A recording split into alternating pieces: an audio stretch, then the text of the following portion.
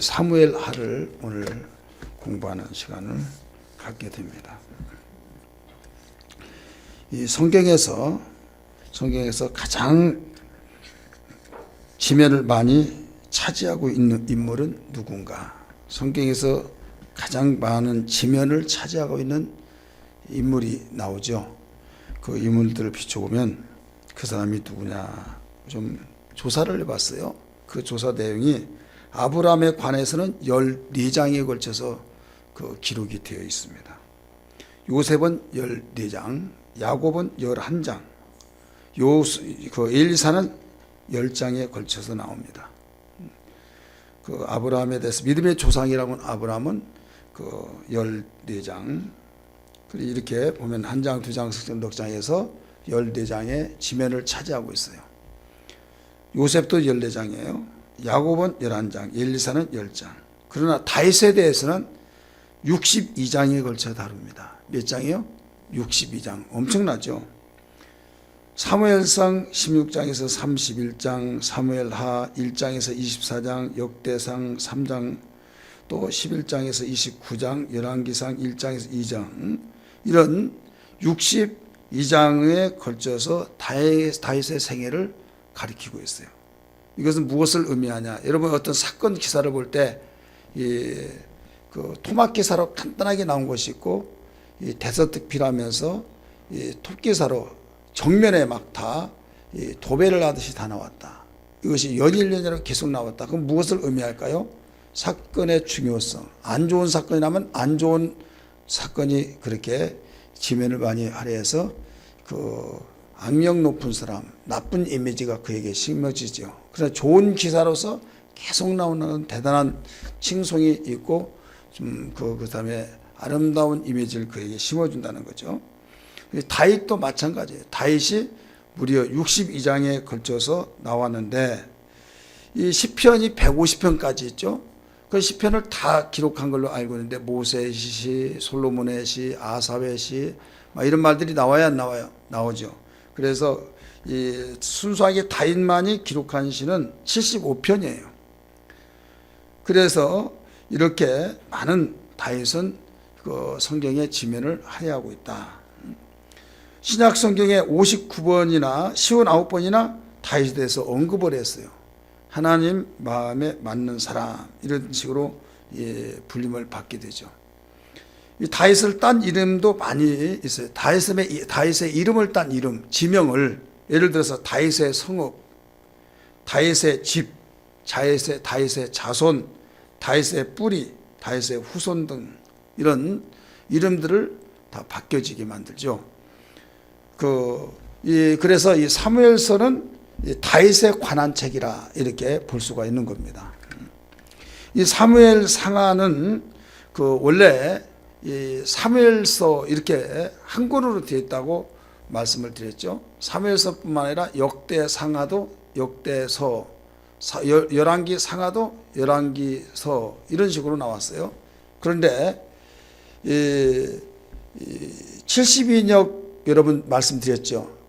오늘날은 그 수장돼서 도시가 없어졌지만은 알렉산더 대왕이 그 헬라 제국을 세우고 땅이 없어서 통곡했다고 하는 말이 있잖아요. 그 알렉산더 대왕의 이름을 따서 이집트 북쪽에 있는 지역 바다가를 메꿔 가지고 도시를 건설했어요. 그 도시를 알렉산드리아라 이렇게 말합니다.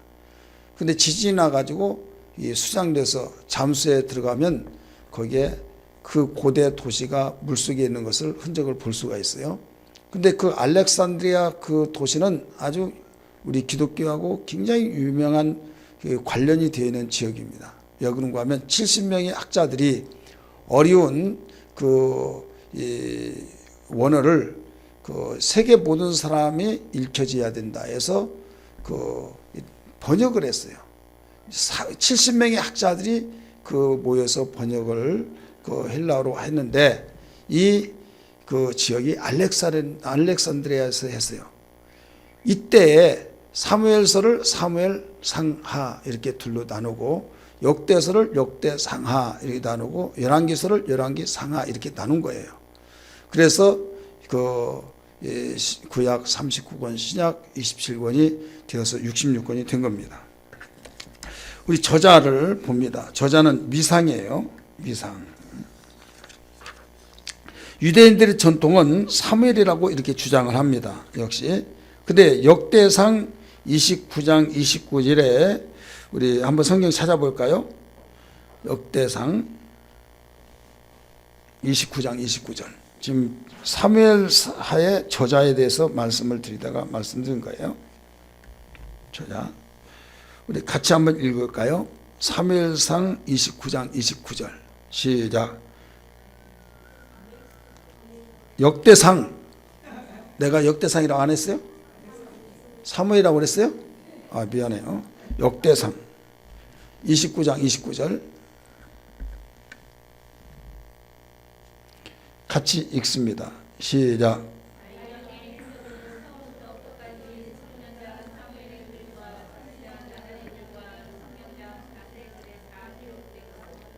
예, 그렇게 나오죠. 다윗 왕의 행적을 처음부터 끝까지 다 기록했는데 선견자 누구의 글이라고 했어요? 사무엘의 글과 선지자 나단의 글과 선견자 갓의 글에 다 기록됐다. 이렇게 나와 있는데 이 글을 기록한 것으로 볼 때 이 세 사람이 다윗의 행적을 처음부터 끝까지 기록했고 아마도 이 세 사람이 그 사무엘 상하를 기록하지 않았나 이렇게 봅니다. 우리 기록 연대 여러분들이 신학 전문가가 아니니까 이 깊이 들어가면 시간이 좀 걸리니까 기록은 그 연대는 간단하게 그 여기 해답을 타는 마음에서 좀 그치려고 합니다. 여기서 길면 또 뒤에 그 시간이 길어지다 보면 사무엘하를 다 끝나지 못할 지경에 놓여 있으니까요. 사무엘하 기록 연대는 분열 왕국 이후인 주전 931년 이후에서 주전 900년경으로 추정된다. 여기에 이렇게 추정한 이유가 있어요. 첫째, 사무엘하는 다윗의 죽음 전에는 기록될 수 없다. 다윗의 죽음 전에는 기록될 수 없다. 왜? 다윗에 대해서 죽음 전에는 기록될 수 없다는 것은 다윗이 죽었다라고 한 것이 나오지 않으니까. 그 다음에 사무엘하는 솔로몬의 죽음 전에 기록이 될 수 없었다. 이것은 솔로몬의 사건이 계속 나왔기 때문입니다. 특징 봅니다. 사무엘하의 특징 1번 다윗 언약이 나온다. 다윗 언약. 이 사무엘상의 이 특징이 뭐예요? 사무엘상은 전환이라는 말이 있죠. 전환. 기억납니까? 한번 따라서 합시다. 전환. 신정정치에서 왕정정치로 전환되는 거예요. 사사시대를 떠나서 왕정정치로 이제 전환되어진 거. 그래서 이 전환이라는 책이 사무엘상이라 이렇게 우리가 배웠습니다. 이 특징에는 다윗 언약이 나오는데 사무엘하 7장 8절에서 17절까지 말씀을 비춰서 정리한 건데요. 첫째로 이 언약은 족장들에게 약속하신 나라와 왕정 그리고 땅에 대한 하나님의 약속을 인간의 정치 세계 속에서 실현하는 약속의 도구가 된다. 우리 그 책에 나오죠. 그래서 하나님이 언약을 여기에서 가르쳐 주고 있죠. 왕을 신정정치에서 왕정정치로 바뀌어지면서도 그 언약을 해줬어요. 당신의 말을 저버리면은 인생 막대기로 치게 될 것이다. 그러나 내 말을 순종하고 지키면 내가 끊지 않겠다. 다윗과도 그렇게 약속하셨죠. 그래서 다윗의 등불이 꺼지지 않은 이유가 지금까지도 이어진 것은 다윗과의 하나님이 언약을 했기 때문에요. 2번, 이 언약은 다윗과 그 시대뿐만 아니라 영원히 다스릴 다윗 왕조의 후손과 함께하는 미래에도 나타난다. 다윗의 후손 예수 그리스도를 말하고 있는 겁니다. 그래서 이 언약이 이만큼 사람은 변한다 할지라도 하나님의 언약은 변치 않아서 계속적으로 진행되고 있다는 것을 알아야 될 줄 믿습니다. 2번 보세요. 다윗을 통해 한 왕조를 세울 것이다. 그의 후손으로 B번 그의 후손에서 이스라엘의 통치자들이 나올 것이다. C번 그의 후손 가운데 한 사람이 하나님을 위해 집을 지을 것이다. D번 하나님께서는 그분의 왕국의 보좌를 영원히 세울 것이다 라고 하는 것을 통해서 우리가 다윗이 그 언약에 대한 사건이 나옵니다. 개관 보세요. 개관, V개관. 구성과 강조점, 초점, 주제, 장소, 기간 이렇게 볼 수 있는데요. 다윗의 그 개관 속에서 구성 보면 셋으로 나눠요. 하나는 승승장구하는 장면이 나오고, 하나는 다윗의 고난에 대해서 나오고, 하나는 부록에 대해서 나와요. 구성에서 다윗의 뭐예요? 밑줄치인데 승승장구 이렇게 했어요. 승승장구. 승승장구. 우리 홍보라 전사님, 우리 그 저희가 형제가 이쪽으로 와서 같이 책 좀 봐요. 책 없으면 이 앞에 나오지도 않으면 따분해요. 그 책이라도 있으면 이렇게 보고, 책이 안 나오면 또 띄워주는 내용이 저기면 얘 잘 안 나와요? 방송실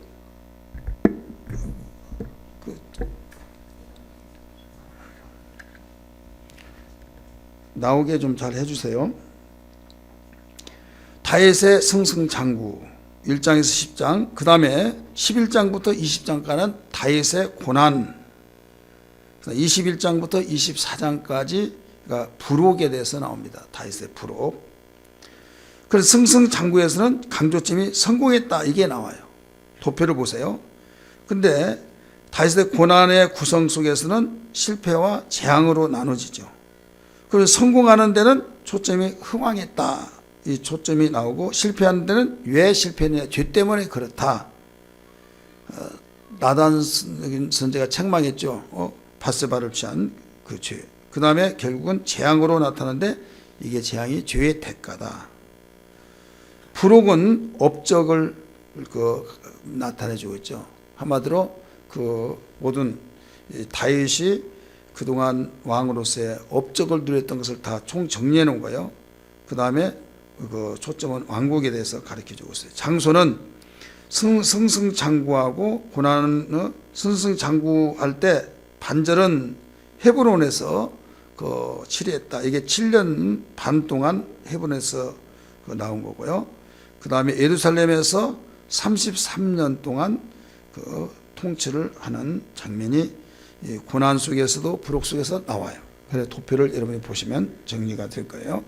자, A번 다윗의 승승장구를 이제 좀 구체적으로 비춰보려고 하는 겁니다. 1번 다윗은 죽은 사람을 애도하고 왕으로 즉위한 후 사울 왕조의 영향력을 일소하여 반대파들을 타파한다. 영향력을 일소하여 하며 반대파들을 타파한다. A번 다윗은 사울과 요나단의 사망 소식을 듣고 이를 애도하며 장사를 지낸다. 자, 사울이 어떤 사람이에요? 다윗과의 관계 속에서 어떤 사람이에요? 사울이 왕으로서 다윗을 죽이려고 한 사람이죠. 그러면 죽었으니까 어떨까요? 죽었으니까 시원해. 자기가 나를 죽이려고 그래. 하나님이 정확하시다니까. 하나님이 살아계셔서 하나님은 모든 걸 심판하신다 하면서 아주 달콤하고 깨소금처럼 고습고 그런 마음을 갖는 것이 사람이에요? 사람 아니에요? 여기는 거룩한 성자들만 있어서 대답을 못하네요. 여러분 솔직해 보세요. 여러분 주변에서 여러분을 힘들게 하고 못 살게 하고 인신 공격하고 막 정말 분노가 이렇게 치밀어오는데 그 사람이 어느 날 죽어버렸어. 그것도 교통사고 찌익하게 죽었어. 그러면 어떤 생각이 들까요? 하나님은 정확하다. 그런 말 하면 안 된다니까. 단둘이만 있을 때 하면서 공식적으로 말 못하지만 그렇다고. 자, 우리 동기 목사님이 있는데 군포에서 그 목회를 했는데 장로님이 얼마나 아주 속을 썩이든지 다 뒤에 앉아가지고 발을 딱 저기 하고 딱 하면서 고개를 흔들더니 나중에 끝나고 나면 목사님 봅시다. 그래가지고 그래서 차라리 안 나오면서 편득했는데 나와가지고 완전히 정말 말로 표현할 수 없는 그 고통. 그래가지고 언젠가는 얼굴이 헬쓱해 가지고 쑥 빠졌어요. 왜 그러냐고 그랬더니 말도 하지 말라 하면서,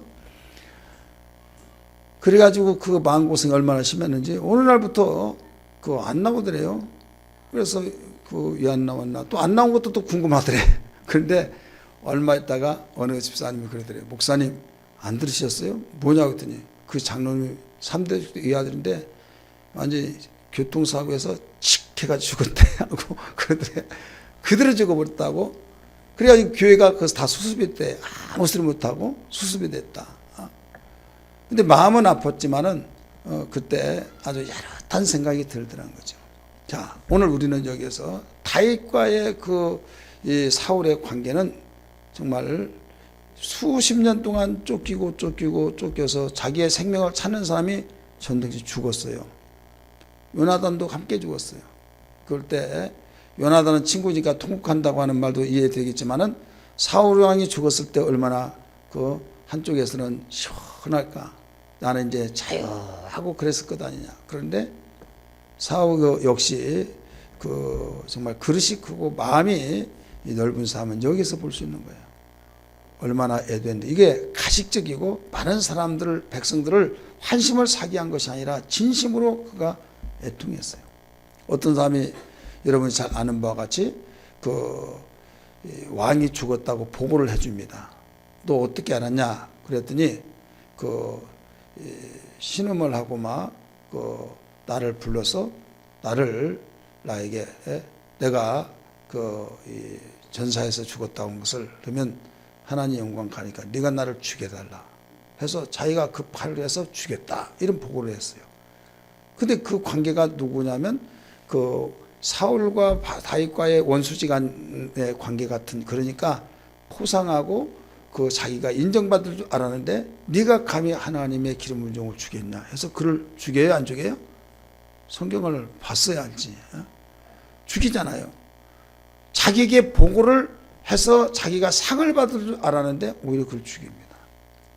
네가 하나님의 기름 부은 종을 어떻게 감히 두려움이 없이 네가 어찌하여 죽였느냐, 이거예요. 그것도 관계가 좋고 정말 사랑스러운 사람이라면 모르는데 자기를 생명을 찾기 위해서 죽이려고 수십 년 동안 쫓는 사람을 이렇게 죽을 때 애통히 여겼다. 이게 바로 다윗의 이 성품입니다. 하나님이 내가 다윗을 보니 내 마음이 아판자라. 그래서 어딘가 모르게 일반 사람하고 다르다는 것을 여기서 발견할 수 있죠. 다윗은 요나단과 사울의 사망 소식을 듣고 이를 애도하며 장사를 지낸다. 교훈 같이 읽습니다. 시작. 사랑한 자를 잃는 슬픔은 그 사람에 대한 사랑의 비례다. 사랑이 크면 슬픔도 크다. 그렇게 써야 안 그렇게 했어요? 이건 설명할 이유가 없죠. 사랑이 크면 슬픔도 큰 거예요. 그래서 사랑과 슬픔은 비례한다, 이거예요. 비번. 다윗은 유다를 다스리는 왕으로 기름 부음을 받으며 헤브론에서 7년 6개월을 보낸다. 지금 이 다윗이 왕이 됐지만은 사울이 죽은 뒤에 이스보셋이라고 하는 아들이 있는데 그 아들을 사울의 분신이라고 하는 장군 아브넬이 있어요. 아브넬이 왕으로 딱 추대해서 왕을 삼아요.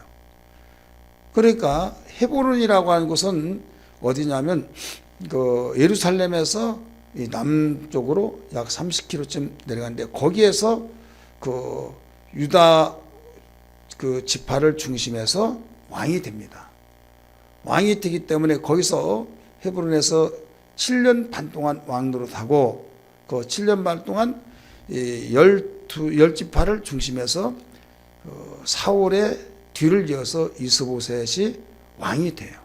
그래서 나중에 통일왕국이 되지만은 도합해서 정확히는 우리는 대부분 40년 한데 40년 6개월입니다. 헤브론에서 7년 반, 7년 6개월, 예루살렘에서 33년 이렇게 해서 40년 6개월 이렇게 통치를 했는데 여기에 헤브론에서 7년 6개월을 보낸다. 1번 헤브론은 예루살렘에서 남쪽으로 약 몇 킬로요? 30km 떨어진 유다 지파의 땅이다. 두 번째, 여호수아가 갈렙에게 준 땅이다. 자, 갈렙에게 줬다. 요 갈렙은 누굽니까? 정탐꾼 중에서 여호수아 갈렙이 가서 정탐할 때 10명은 부정적인 보고를 했지만은 2명은 긍정적인 보고를 했을 때 여호수아 갈렙 이외에는 가나안 땅에 누구도 들어갈 수 없다. 이런 하나님의 선포가 주어지죠. 그 갈렙에게 보상으로 땅을 줍니다. 그 땅이 바로 헤브론이에요. 그 다음에 세 번째, 고의성이 없이 사람을 죽인 자가 피할 수 있는 도피성이 있다. 여러분, 도피성이 자기 동네에 있다는 것은요, 굉장히 유익합니다. 예. 고의적으로 내가 사람을 죽이지 않았어요. 어떻게 하다 보니까 죽었단 말이에요. 그러면 자기 자신도 가슴이 아프죠. 그러면 그가 살 길을 하나님께서 그런 자에게 열어주게서 6군데 도피성을 하나님께서 지정해서 도피성을 주어요. 그 중에 하나가 헤브론이었어요. 이 헤브론은 이와 같이 도피성이 있는 지역으로서 죄인들이 살기 위해서 그곳을 향해 달리면 살 수 있는 곳이 헤브론인데, 이 헤브론에서 왕노릇을 했다. 이런 말씀이에요. 그 다음에 네 족속의 성이다. 네 족속은 따로 기업이 없지만은 하나님께 제물을 드리면 그 제물을 쌓아놓은 곡간 같은 것이 있어야겠어요? 없어야겠어요? 있어야겠죠. 그래서 네 족속의 성이라고도 보고 있는 겁니다. 10번, 사울 가문은 사울의 아들 이스보셋 쓰세요. 이스보셋을 왕으로 세우고 다윗의 군대와 전쟁을 치른다. D번, 다윗의 집과 사울의 집은 계속 전쟁을 하여 아브넬은 이스보셋이 자신을 비난하자 다윗의 언약을 맺고 사울 집안을 떠나 다윗에게로 가서 충성을 다짐한다. 자, 여기에 아브넬이 누구예요? 사울의 충성스러운 군대 장관이에요. 근데 사울 자기가 모시고 있던 왕이 죽었어요. 죽으니까 주인 없는 종이 무슨 유익이 있겠어요. 그러니까 주인의 아들 이스보셋을 왕으로 딱 추대해요. 그런 유능한 왕입니다. 유능한 왕이기 때문에 그 장군에 의해서 힘이 있기도 하고 없기도 하고. 그런데 이 기고만장하고 아주 거만하고 못된 것이 뭐냐면 사울의 왕의 첩을 자기가 취해버리는 거예요. 그리고 자식이 볼 때 이스보셋이 이제 왕이 됐잖아요. 명색이 왕인데 자기 아버지의 첩을 지가 뭔데 왕의 첩을 자기 아내로 취해서 데리고 사냐 이거죠. 잘못했다고 야단을 친 거예요. 꾸짖었어요. 그랬더니 감히 나를 꾸짖는다고 해가지고 그 왕을 위협한 겁니다. 자, 이게 뭐냐면 교만이죠. 겸손한 사람은요, 그러지도 않을 뿐만 아니라 절대 그 말을 했다고 한다면 자기가 못된 짓을 했다라고 뉘우칠 거예요. 그러니까 뭐냐면 내가 세운 왕인데 지가 뭔데 나한테 뭐라고 해. 이게 우리 일반 역사에도 수없이 나오는 사건들이에요. 우리는 자기 외에 아무도 없다고 생각하면 그런 일들이 얼마든지 나올 수가 있는 겁니다. 우리 교훈 봅니다. 잘못된 비난은 상대방의 명예를 더럽히며 큰 상처를 남긴다. 잘못된 비난입니까?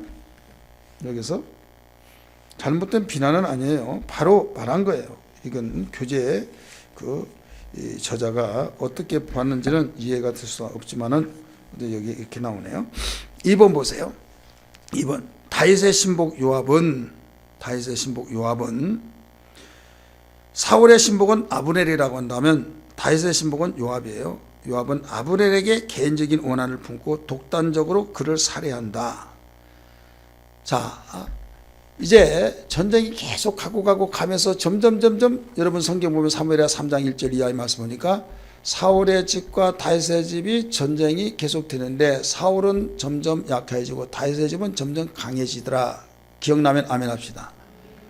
여러분, 우리는 하루살이가 아니에요. 가면 갈수록 점점 강해지는 자가 믿는 자들의 특권이요, 하나님의 약속에서 보여준 모든 간증이요, 성경의 사건들입니다. 예수를 믿지 않은 사람 강해요. 예수 믿는 사람 약해진 것 같아. 근데 싸움이 일어났어요. 그럴 때 하나님이 함께한 자는 약한 것 같지만 가면 갈수록 강해지지만은 하나님이 함께하지 아니하면 강해진 상태지만은 가면 갈수록 약해진다 이거죠. 이건 뭔가 똑같은가 하면 정부군과 반군의 그 차이점이 뭐냐면 반군이 정부군을 위협하고 굉장히 위협의 대상으로서 정말 벌벌 떨 수밖에 없는 그런 상황이에요. 반군이 대단한 그 기구만장하면서 정부군을 위협한다 이거예요. 그러나 장기전으로 가면 그런 칩니다. 왜? 정부군은 계속 지원을 해줘요.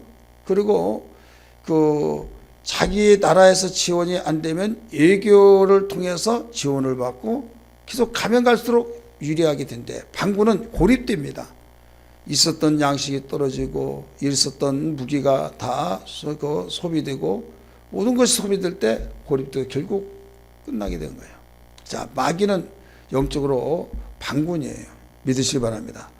하나님이 부리는 천사를 우리에게 쓰라고 하면서 영적 전쟁에서 우리의 믿음의 우리 군병은 모두 정부군이라는 걸 믿기 바랍니다. 하나님께서 바로 인정하시고 하나님의 정부군으로서 하나님이 밀어준데 계속 하나님의 지원이 끊기지 않기 때문에 이기는 거예요. 이런 확신 가지기를 바랍니다. 그래서 지금 사울의 집이 점점 약해질 때 아브넬이 딱 판단한 거예요. 야, 이러다가 나도 죽겠구나 해서 일찍 손을 쓴 것이 뭐냐면 다윗을 찾아갑니다. 무릎 탁 꿇고 내가 항복할 테니 나를 살려주세요. 이유를 분문하고 살려달라는 거죠. 그러면 피 흘리지 않냐고 서로 좋지 않습니까? 라고 하면서 언약을 합니다. 은총을 베풀어 달라고. 다윗이 야, 네가 다 됐으니까 가능성이 없으니까 이제 와서 무릎 꿇냐? 그러면서 얼마나 위협의 대상이었습니까? 그를 죽일 수도 있지만은 그는 웬만하면 사람을 안 죽이려고 한 것이 다윗이에요. 그래서 그를 용서해주고 잔치를 베풀어주고 돌려보냅니다. 돌려보내자마자 다윗의 신복인 요압이 딱 들어와요. 들어오다가 보니까 요압의 또 신복들이 있는데 그들이 보고를 합니다. 왕께서 아브넬을 편히 가라고 놓아줬습니다. 그러니까 정말이냐? 그래가지고 어디로 갔냐? 저쪽으로 갔습니다. 그러니까 막 쫓아가서 나를 좀 보자고 하면서 왕이 여차차해서 거짓말하면서 가까이 오는 순간에 찔러 죽여버린 거예요. 죽이니까 자칫 잘못하면 왕이 나를 뒤통수 쳐서 죽였다라고 오해할 수도 있겠어요, 없겠어요? 있죠. 그러니까 다윗은 굉장히 자기의 결재도 없이 허락도 없이 자기가 편히 하나님께 조약을 언약을 맺고 놓아준 자를 지가 보고도 없이 그냥 죽였다. 개인적인 감정으로. 왜 개인적인 감정으로 죽였을까요? 자기의 사명제가 다윗 왕의 신복이었고 장수들이에요. 근데 한 동생이 아브넬에 의해서 죽었어요. 그러니까 복수심을 가지고 죽인 거예요. 여기서 우리가 알아야 할 것은 사적인 감정이 결국 이렇게 무서운 거예요.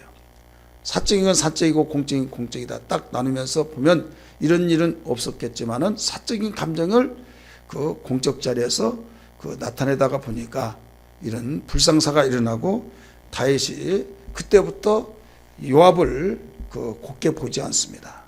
계속 여기는 경계의 대상이다. 이건 가만히 놔두선 아니 될 대상이다 하면서 죽으면서도 나중에 솔로몬에게 유언을 남기죠.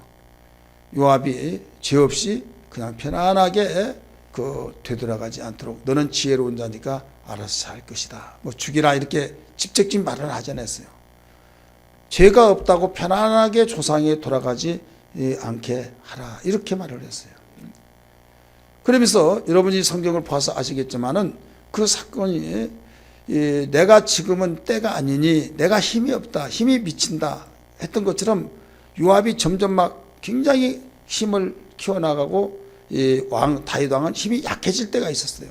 그럴 때 자기도 왕이지만 함부로 처리하지 못하는 그런 때가 있는지라 그 마음속에 요것 봐라. 근데 내가 아직 이제 힘이 옛날처럼 아니다 해가지고 그대로 옛날 같으면 여봐라 쟤를 처단하라 하면 끝나는데 그럴 수도 없는 상황이기 때문에 그런 상황이 벌어진 것을 볼 때 저는 그렇게 대단했던 사람도 그 힘이 없어서 결국 마음대로 처리하지 못하는 이런 왕을, 특별히 다윗에게서 그걸 찾아볼 때 이게 인생사인가 보다, 이것을 느끼게 되죠.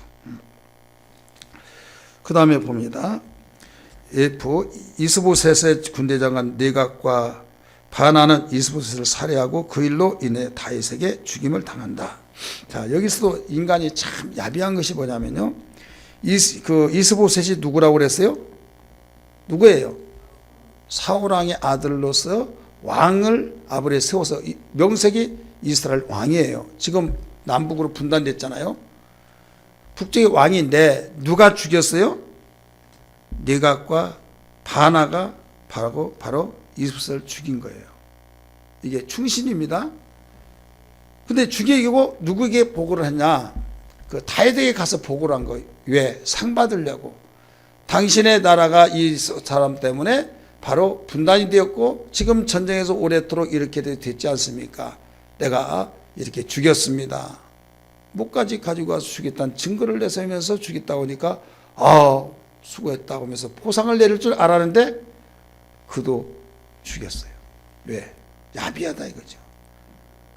이런 사람은 언젠가는 또 변질될 요소가 있다 이거죠. 따라서 합시다. 여기서 변질되면 저기서도 변질될 가능성이 있다. 이걸 한 거예요. 야비하지 않습니까? 자기 주인이 힘 있을 때는 막 구실굽실하다가 병들면 막 내팽개쳐 버리고, 여기서 인간성을 볼 수 있는 거예요. 따라서 합시다. 병들 때나 좋을 때나 결혼할 때 서약할 때 있죠. 절대로 병들었다고 팽개치고 건강하다고 당신 최고야 하고, 이건 야비한 거예요. 우리 예수 안에서는 절대 그래서는 안 됩니다. 다윗이 그걸 못마땅히 여긴 거예요.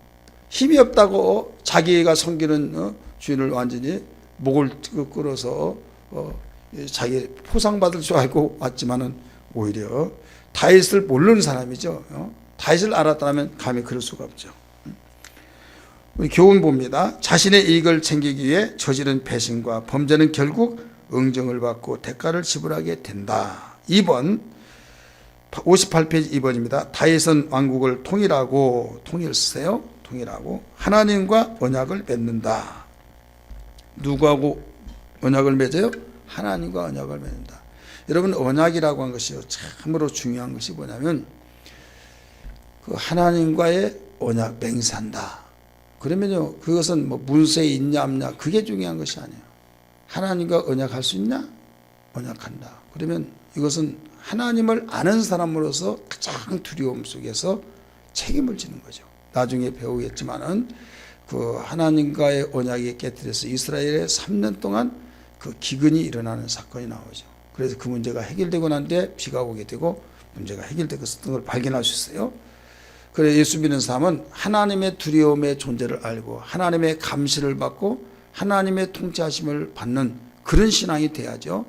누구 있어 없어 사람을 의식하고 하나님의 감시를 무시해버린 사람은 신앙이 아니에요. 따라서 합시다. 누가 받느니 안 받느니 그게 중요한 것이 아니에요. 하나님이 지금 나를 보고 계신다.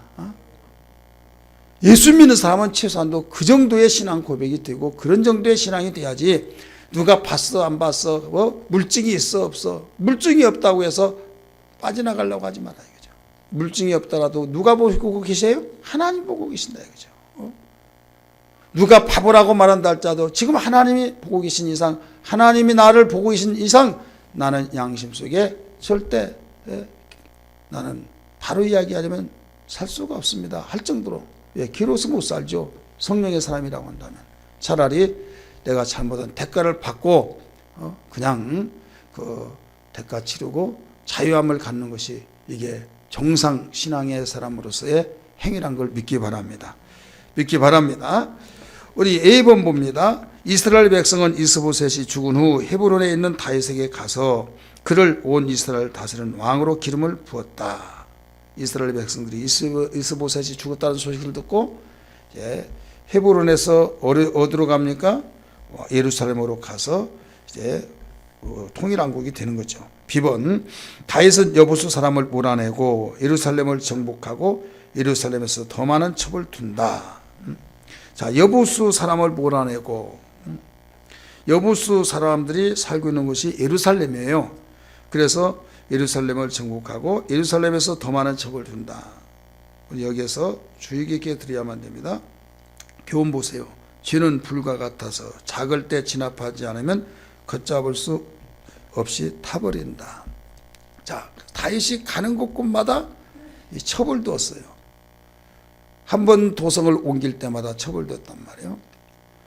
물론 이 문화적인 면에서 또 왕이기 때문에 첩을 두더라도 죄는 아니에요. 왕의 특권이 이게. 그리고 문화적으로 이게 흠이 될 수는 없었어요. 그러나 하나님 편에서 볼 때는 원래 일부일처입니다. 믿으시길 바랍니다. 아멘 안 하는 사람들은 좀 뭐가 좀 이상한 사람 같아요. 일부일처인데 일부일처가 뭐냐면 하나님이 인간을 만드신 창조 섭리예요. 근데 시대에 따라서 문화적으로 볼 때 일부다처가 되다 보니까 거기에서 또 특별히 왕의 특권이다 해서 그걸로서 갈 때마다 옮길 때마다 첩을 두게 되는데 나중에 맨 끝에 부분 보면 그가 첩을 얼마나 많이 두는가를 알 수가 있어요. 이게 바로 작은 불씨예요. 불씨가 나중에 거기서 이 불씨를 잡지 못하면 더 확산되어지면 이제 걷잡을 수 없을 때가 온다 이거죠. 여러분, 죄라는 건 그렇습니다. 죄라고 하는 것은 조기에 진압하지 않으면 안 돼요. 이것을 모면하기 위해서 거짓말이 더해지고 거짓말에서 또 눈덩이처럼 막 불어나간 거예요. 그러니까 고름이 살이 되지 않는단 말이죠. 그렇기 때문에 지혜자는, 겸손한 자는, 하나님을 바로 아는 사람은 자기가 사실대로 말하면 얼굴을 들고 다니지 못할 정도로 정말 부끄러운 삶이 되어지고 나는 그 동네에서 못 산다 할 정도로 된다 할지라도 하나님의 말씀을 알고 하나님 앞에 바로 선 사람은 고백을 하면서 거기서 종료를 시켜야 해요. 믿으시기 바랍니다. 그런데 나는 죽었으면 죽이 못한다. 그리고 감춰요? 감추면 손바닥으로 태양을 가릴 수 있냐 이런 말이 있잖아요. 가릴 수 있어요? 가려진 것 같지만은 가릴 수가 없는 거예요. 그래서 나중에 더 크게 확산되면서 죄가 커지면서 나중에 터져버리면 여러분 이건 무서운 결과가 나는 거예요. 자, 풍선 속에 조그마한 풍선 속에 어떤 화약이 터진 것과 아니면 밖에서 거기에 폭약이 있어 터진 것과 아니면 이 건물 안에 있는 폭약이 들어있는 것이 터진 것과 똑같이 터졌지만은 위력은 표현할 수가 없는 거예요. 그렇기 때문에 가장 작은 그때 우리는 자백, 회개의 고백에서 해결해야 될 줄 믿습니다. 하나님의 눈은 피할 수가 없어요. 숨길 수가 없어요. 그렇기 때문에 이것을 하나님의 눈을 알아야만, 겸손해야만 이 일을 해결할 수 있는 겁니다. 그러나 겸손치 못하고 겸손치 못하면 벌써 하나님의 살아계심을 망각하게 되죠. 둔해집니다. 둔해지다 보면 결국은 둔해진 사람이 사고 나잖아요. 우리 새천년 세계선교회 사무총장 최영철 목사님 알잖아요. 금요일 날 선교회 모임이 있어서 만났는데 뭐라고 하면 홍 목사님, 내가 운전에는 자신이 있는데 이상하게 요사이는 운전에 둔해져 가지고 후진을 못 하겠다는 거예요. 다른 사람 후진을 못 한다고 하는데 자기는 간단하게 후진을 자신만만하게 후진을 하고 그러는데 지금은 도저히 못 하겠다는 거예요. 그래서 80세 되면 운전 못하게 해야 된다. 그런 말이 이해가 된다. 이해할 수가 없었다는 거죠. 둔해지면 벌써 뭐예요? 둔해지면 문제가 온 거예요. 따라서 합시다. 둔해지면 문제가 온 징조다. 징조예요. 그래서 어떤 일이 있더라도 우리 신앙이 민감하고 예민해서 깨어있는 신앙이 되어야 될 줄 믿습니다. 죄가 둔해지면요, 나중에 죄의 감각이 사라져버리면서 무디지면서 죄를 짓더라도 마비가 돼서 죄로 여기지 않아요. 그러면 뭐 누적되어져서 죄의 담력이 생겨요. 따라서 말씀에 담력이 돼야 한다. 근데 말씀에 담력은 없고 무엇에 담력이 있어요? 죄의 담력이 있다. 이건 망할 사람입니다. 죄의 담력이 있는 사람은 죄의 싹은 사망인데 망하지 않을 사람이 없죠. 그래 말씀의 담력이냐 죄의 담력이냐. 여러분 주변에서 보세요. 말씀의 담력이 있는 사람은 죄를 보면 두려워합니다. 그런데 복되지 못한 사람은 죄의 담력을 있는데 말씀에서는 비겁해요. 그러니까 나라고 하는 사람을 한번 아무도 모르지만은 하나님과 나 사이에 나를 점검해 보세요. 말씀에 담대하고 죄는 두려운가? 아니면 죄에서는 담대한데 말씀에는 두려운지 스스로 한번 점검해서 우리가 수정해 나가야 될 줄 믿습니다. 왕이신 나의 하나님, 내가 주를 높이고 영원히 주의 이름을 송축하리라. 왕이신 나의 하나님, 내가 주를 높이고 영원히 주의 이름을 송축하리라. 두 손 들고 찬양합니다. 다시 오실 왕 여호와께 오직 주만이 나를 다스리네. 두 손 들고 찬양합니다. 다시 오실 왕 여호와께 오직 주만이 나를 다스리네. 나 주님만을 섬기리 헛된 마음 버리고 성령이여 내 영혼 충만하게 하소서. 주님 앞에 내 생명 드리리라. 아멘. 뭐 과자를 뭐 드셔야겠어요?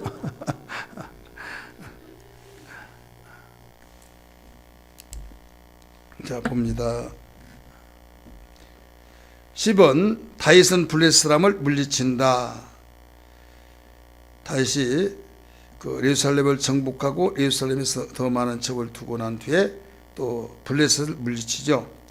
교훈 봅니다. 바쁘고 급할수록 행동을 멈추고 더 천천히 더 소멸하게 하나님의 말씀에 귀를 기울여야 된다. 지금 다윗은 그런 여세를 몰아서 계속적으로 전쟁을 치르게 돼요. 다윗은 뒤번 보세요. 언약궤를 예루살렘으로 옮긴다. 자, 우사라는 제사장은 언약궤를 함부로 옮기다가 하나님의 심판을 받죠. 우사의 그 사건 아시죠? 다윗은 하나님의 지시를 따라 조심스럽게 언약궤를 예루살렘으로 옮긴다. 다윗의 아내 미갈은 다윗이 언약궤를 옮길 때 춤을 춘 행동을 의심여기고 비난함으로 죽는 날까지 자식을 갖지 못한다. 자, 여기에 우리는 우사라는 제사장이 언약궤를 함부로 옮기다가 하나님의 심판을 받는다는 사건을 볼 수 있었어요. 설교를 통해서 들어서 아시겠지만은 여러분이 그 상황을 잘 설명하면 나라고 하더라도 손을 만졌을 것이다. 그런 판단이 들 거예요. 예를 들어서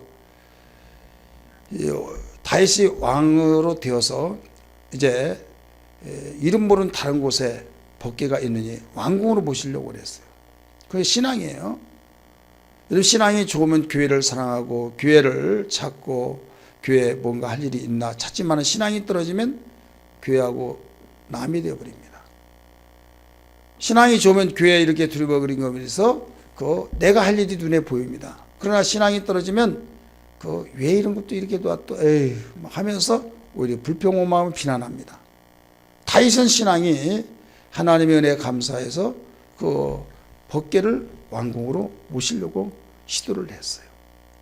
근데 수레를 통해서 옮기려고 하다가 수레가 소가 뛰니까 거기에 기우뚱하면서 법궤가 넘어가려고 하니까 의사가 손을 딱 대자마자 즉사에 죽어버린 거예요. 자, 여러분, 그 입장에 내가 거기에 있다고 봅시다. 소가 뛸 때에 이 법궤가 움직이면서 넘어지려고 할 때 손에 만질 수 있을까요? 안 만질까요? 안 만지면 법궤는 넘어뜨려서 그 속에 있는 법궤 속에는 세 가지가 다 깨져버릴 수도 있고 손상이 될 수 있다 이거죠. 그러면 만지겠어요? 안 만지겠어요? 사람의 심리는요, 어떤 넘어진다 그러면 뭔가 짚으려고 하는 것이 있듯이 그것도 다른 것이 아니라 하나님의 법궤가 넘어지려고 할 때 붙잡겠어요? 안 붙잡겠어요? 근데 붙잡은 것이 함부로 다뤘다는 겁니까? 그렇지 않죠. 그래서 이해할 수 없다 이런 말을 많이 합니다.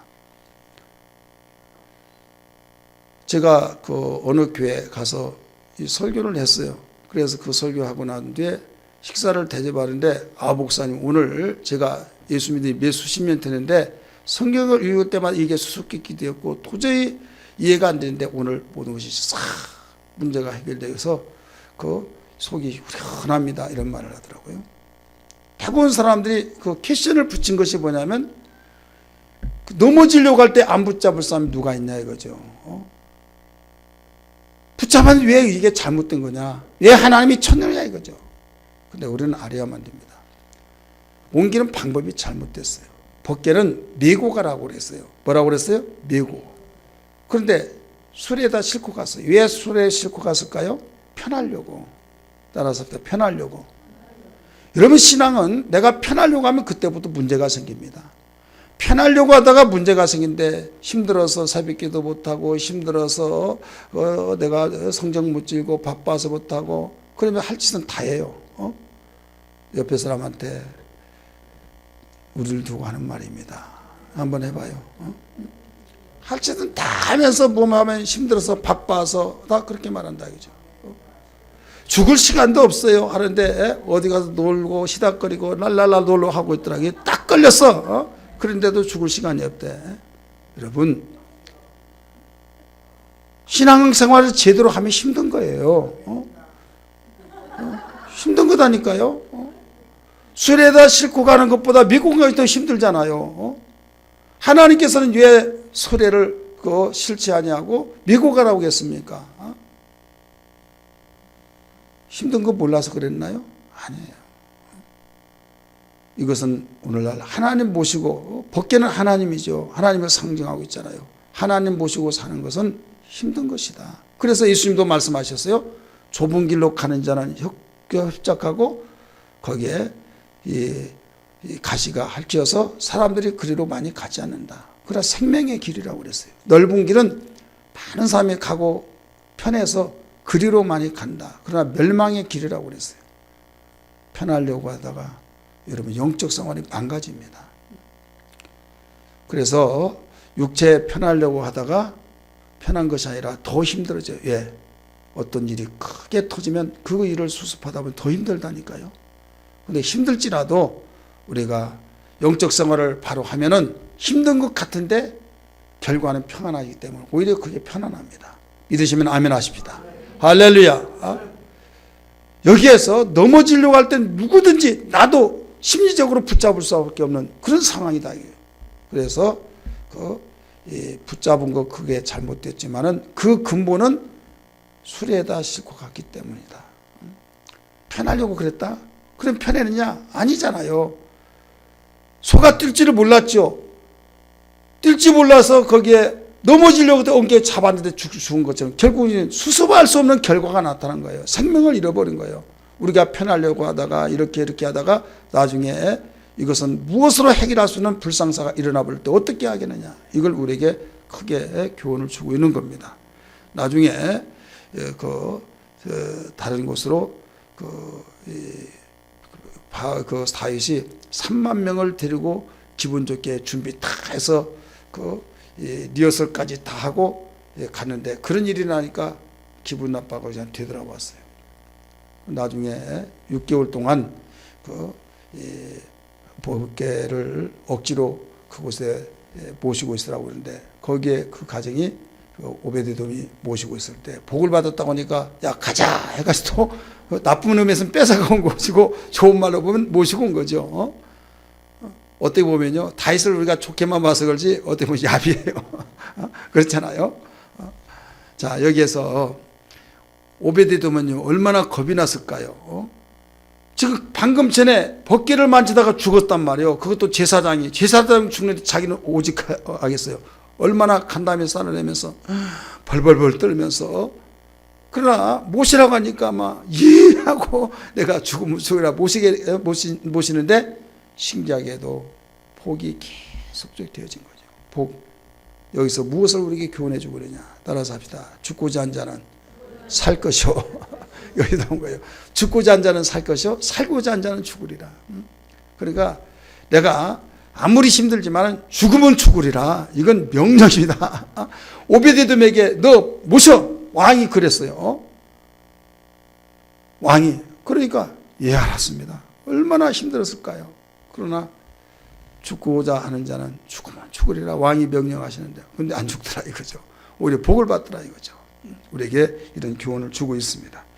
자 봅니다. 2번 다윗의 여호와를 위한 성전 계획은 하나님께 거절당하고 하나님께서는 다윗을 통해 왕조를 세울 것을 약속하신다. 우리가 성경을 통해서도 설교를 통해서 많이 듣죠. 그 성전 계획을 세워서 나단도 좋으니까 들어보니까 참 감동이 돼. 그래서 왕이여 행하소서 그렇게 말했죠. 자 여기에 우리의 의미가 있어요. 왕도 하나님의 종도 들어보니까 참 너무 고마운 거예요.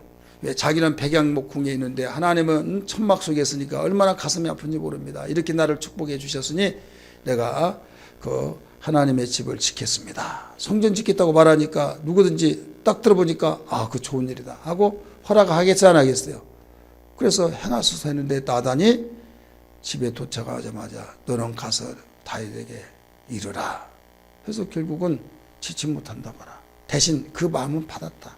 해서 놀라 왕조를 이루기라고 하는 축복을 해주죠. 여기에서 우리에게 교훈 준 것은 뭐냐면 아무리 내 생각에 맞는 것 같을지라도 우리가 하나님께 다시 한번 하나님의 재가를 받고 우리가 행해야 될 줄 믿습니다. 돌다리도 두들겨 가면서 가라는 말이 있듯이 분명히 내 생각은 하나님이 기뻐하실 거야, 원하실 거야, 결제하실 거야 하면서 하나님께 더 기도하고 우리는 나갈 수 있는 이런 현명한 자가 되어야 될 줄 믿습니다. 교훈 봅니다. 아무리 좋은 일이라도 하나님의 뜻이 아니면 하지 말아야 하고 아무리 하기 싫은 일이라도 하나님의 뜻이면 기꺼이 행해야 한다.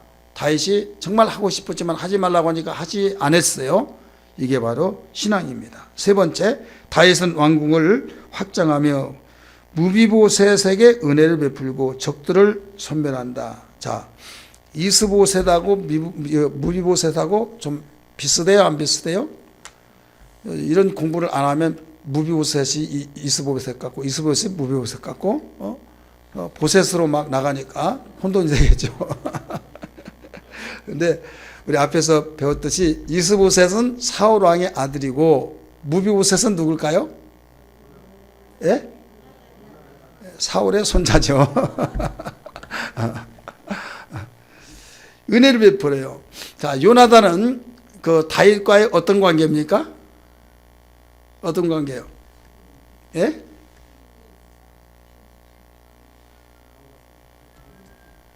왕자와 신하. 네. 또요. 친구, 우정관계. 또 뭘까요? 대부분 이런 용어는 안 쓰더라고요. 무슨 관계냐면 처남. 요나단의 처남이에요. 다윗의 처남. 그렇죠. 처남이라고 생소합니까? 처음 들어봐서. 이 용어는 대부분 써요, 안 써요? 안 쓰죠. 그래서 처남인데 미갈이라고 하는 자하고 결혼했어요. 그러니까 결국은 관계가 어떻게 돼요? 처남이죠. 처남이자 친구 우정 관계에다가 이미 우리 장로님 이야기했듯이 왕자와의 또 신하의 관계 이렇게 볼 수가 있죠. 근데 이 전쟁터에 가서 사울 왕과 이 요나단이 죽었습니다. 죽었는데 그 우정 관계를 맺고 그 약속을 해놨어요. 이때 그 가문에 요나단의 그 족속 중에서 살아난 자가 있느냐 한번 조사해보라 했을 때 조사했는데 무비보셋이 살았다는 보고를 받습니다. 불러들이라 해서 그 은혜를 베풀죠.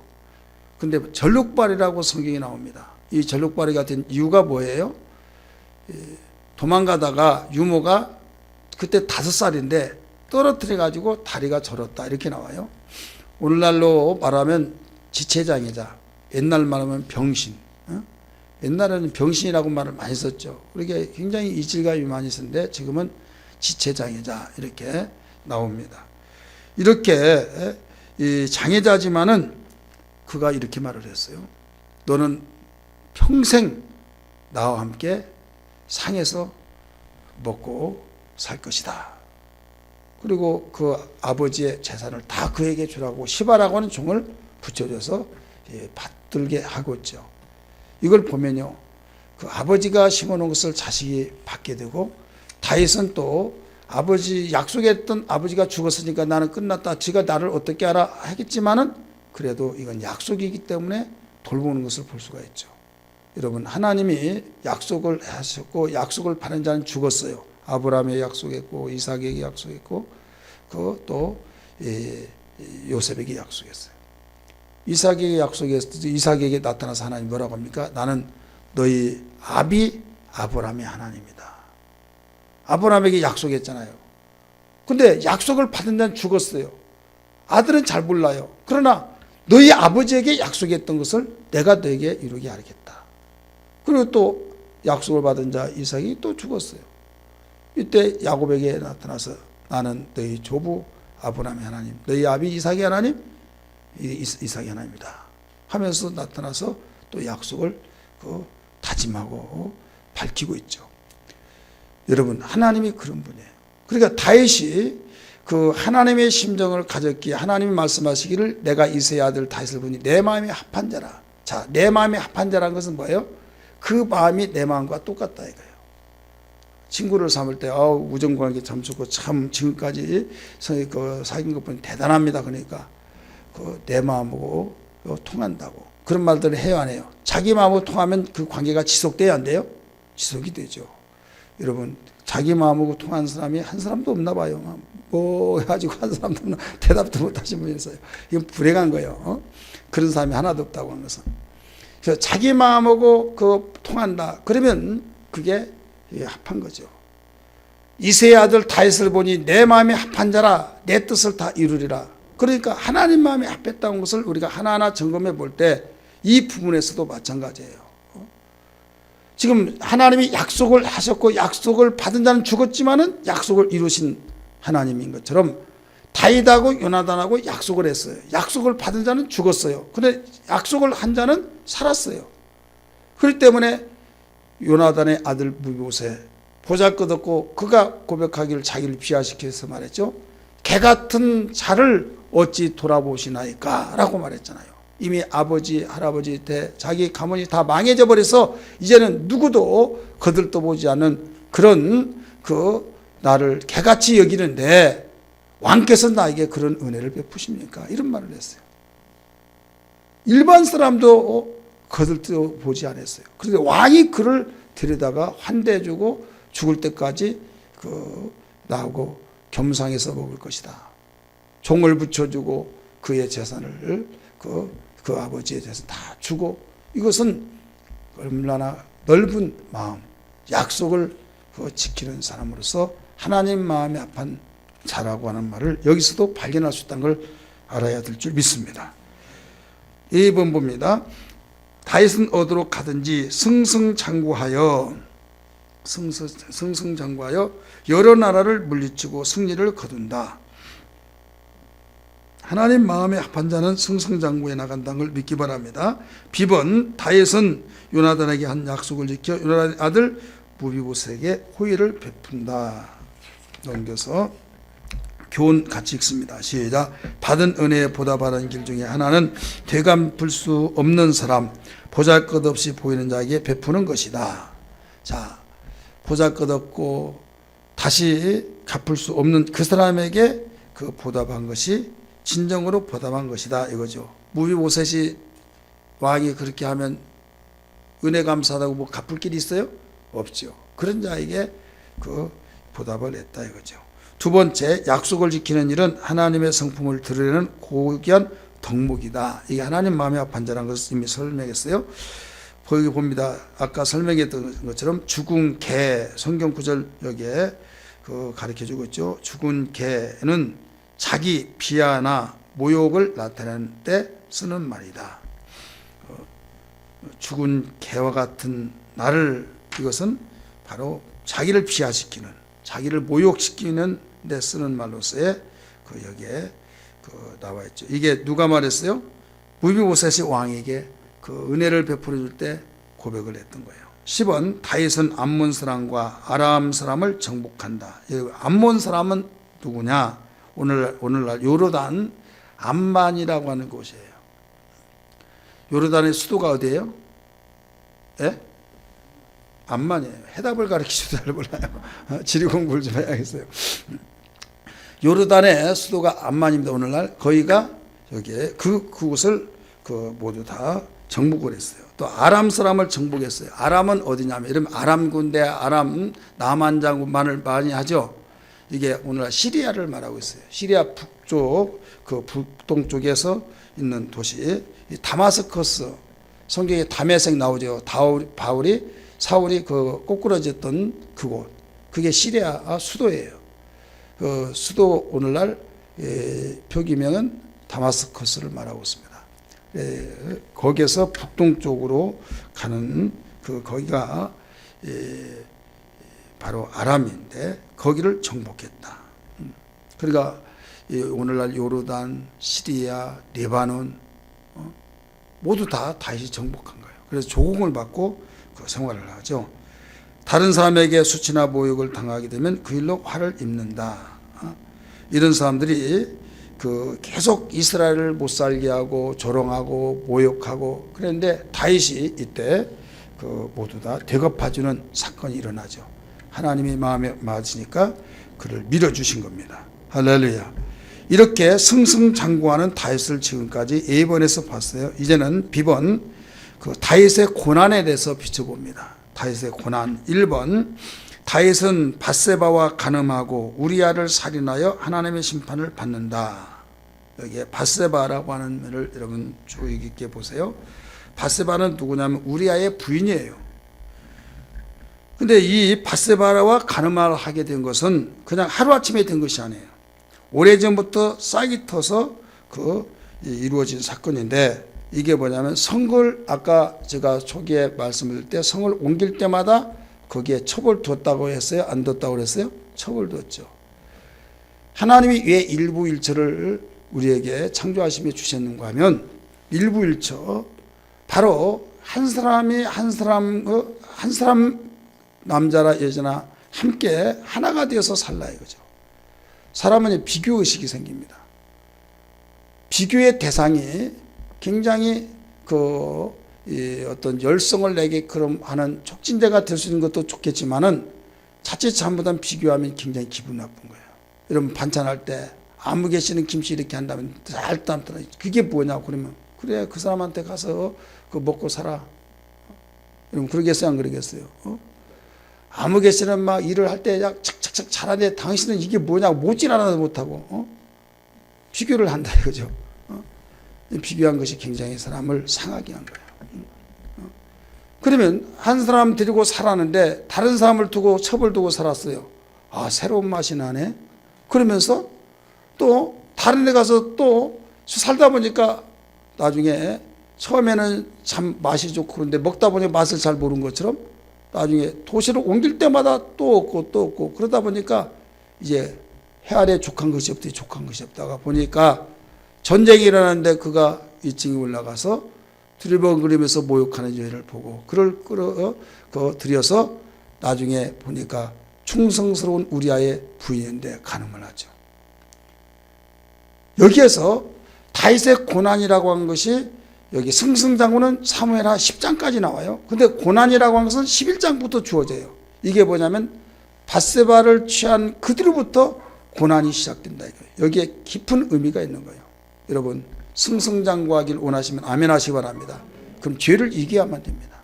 죄를 이기면 반드시 우리는 이기는 것이 당연한 거고 지는 것은 기적이에요. 기적이라는 것은 이상한 거죠. 안 이루어진 데 되어진 것이 기적이잖아요. 죄를 지었는데 바로 그 승승장구한다. 그게 기적이야. 이건요. 그것은 문제가 나중에 드러납니다. 승승장구했다. 하나님의 마음에 맞을 때 하나님 밀어주니까.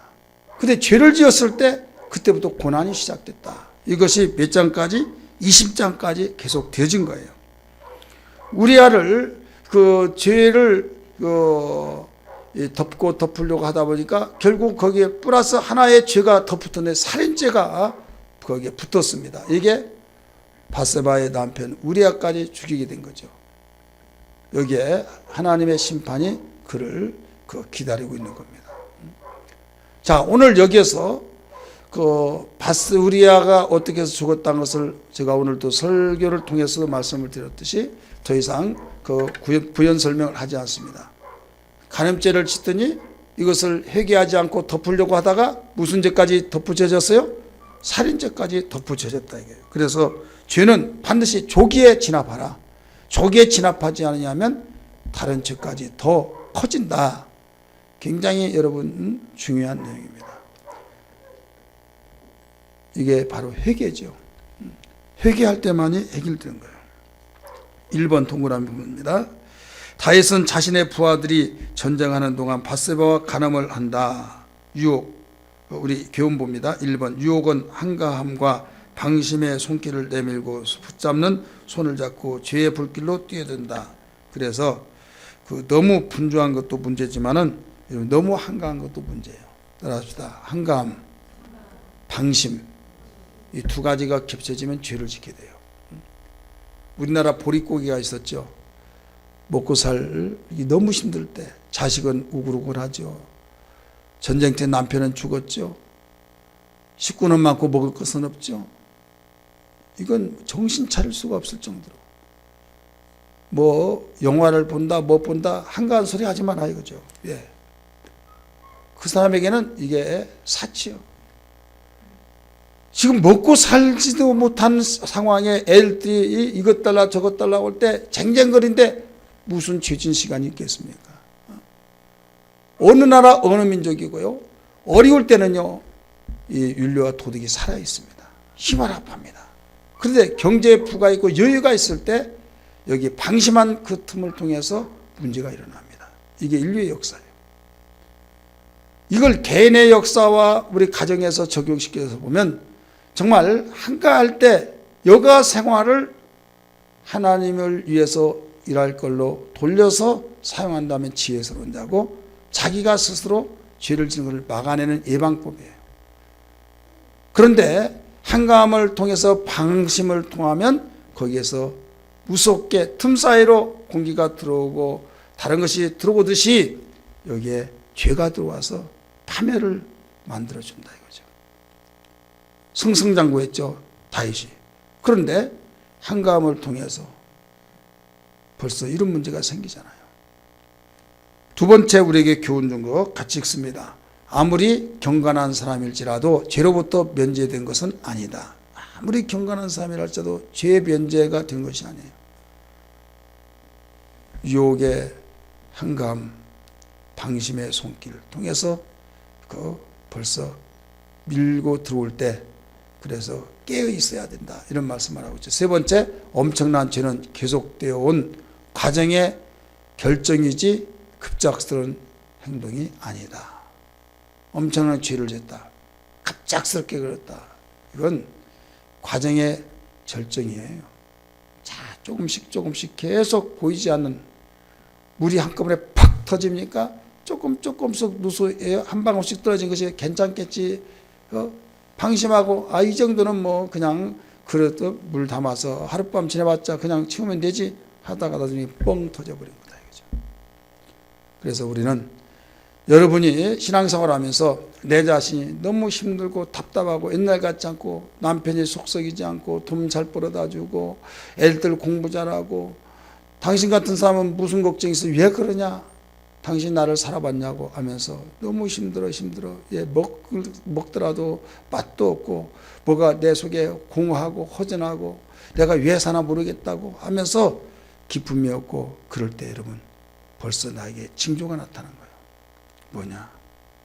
이게 지금 누가 그 사람은 고자배기 아시죠? 나이 드신 분 알아요? 나무를 소나무 끊어냈어요.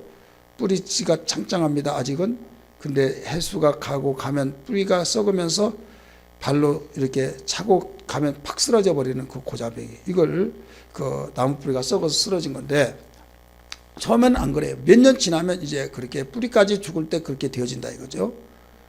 우리 마음이 공허하면 곧바로 죄 짓는 것이 아니에요. 공허하는 그 속에 시간이 하면서 나중에 팍 걸어가다가 신발에 앞부리만 걸리더라도 쓰러져 버리듯이 살짝 건들기만 하더라도 넘어진다 이거예요. 유혹의 손길에 넘어지고 어떻게 보면 나를 건들기 전에 내가 넘어지고 싶은 그런 신병이 있다 이거죠. 그럼 정신 차려야만 됩니다. 물질 문명이 발달된 이 가운데 영적으로 깨있지 않으면 다 마귀가 그런 수법을 통해서 우리를 향해서 사냥하고 있다는 걸 기억하면서 항상 깨어있는 신앙, 근신하라 깨어라 오는 사라가 두루 다니면서 삼킬자를 찾고 있나니 삼킬자에 마귀의 밥이 되지 말고 마귀가 우리의 밥이 되어야 될 줄 믿습니다. 할렐루야.